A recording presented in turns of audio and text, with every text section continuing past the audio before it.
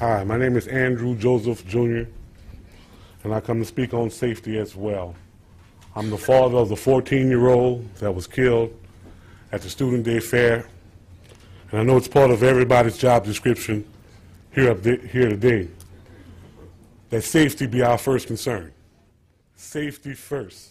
And as we approaching the fair time again, I'm here to let the community know and to let the board know that the state fair is not safe.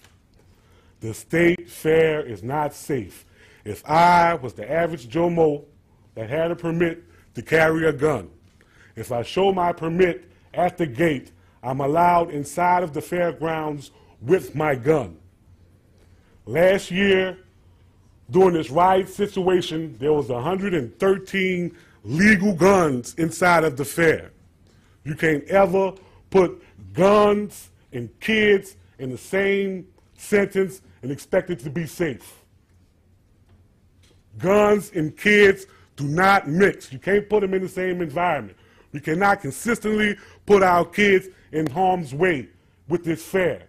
As the community, as the father of a dead child, we should have the opportunity to say, no, we don't want your free ticket. You can have your ticket. That $10 ticket is not worth our kids' lives. As it stands right now, my son died in Hillsborough County Sheriff's Department's custody. Nobody has asked the question why. There was not only him, but 98 other kids that was ejected from the fair without notification to the parents. Nobody has asked why. It's time for you guys to stop killing our kids. I'm begging of you, stop killing our kids. You're putting them in harm's way. You're giving them free tickets. You're giving them the whole entire day off of school. You're almost strong-arming them to go to the fair. We should have the opportunity to say, no, this is not a fair. This is not a safe fair. This is not somewhere we want our kids to be. They're not coming home. I brought my son home in a sandwich bag from this school-sponsored event that's on board to do it again next year without even making changes and looks at these things. As it stands right now, you're able to go to the fair without your parent up until 6 o'clock. Go to the mic, dear. Go to the mic. As it stands right now, you're able to go to the fair without your parent up until 6 o'clock. The deposition shows us that the fair was completely out of control at 2:30, 3 o'clock in the afternoon. You can't even go to Chuck E. Cheese without your parent.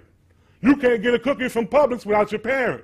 But you're encouraged to come to the fair without your parent. If you get ejected from the fair this year, you are allowed a telephone call. A telephone call last year would have saved my son's life. We only allow the telephone calls for kids that are 16 years and younger, which leaving an opportunity for our 17 and 18-year-olds to be charged as adults. Thank you, Mr. Fields. I'm begging you, safety first. I'm begging you, safety first. Thank you, Mr. Fields. My name is Joseph. I mean, Joseph. Yes, sorry, Mr. Andrew. Mr. Joseph. Member Griffin. I know that there's some litigation wrapped up in this, and I'm not going to get into that. But I do want to say this. I met with the Joseph family. I met with Mr. Joseph and his wife. And one of the things that I wanted to say publicly, as someone who has the ability to say it, is that this was a good boy. This was a good young man. I've looked at his record.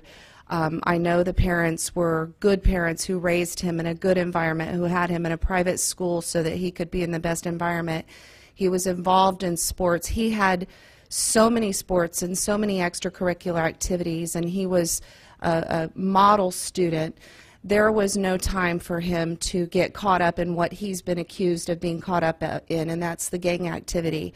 This young man was not a gang member. This was a good boy who was there.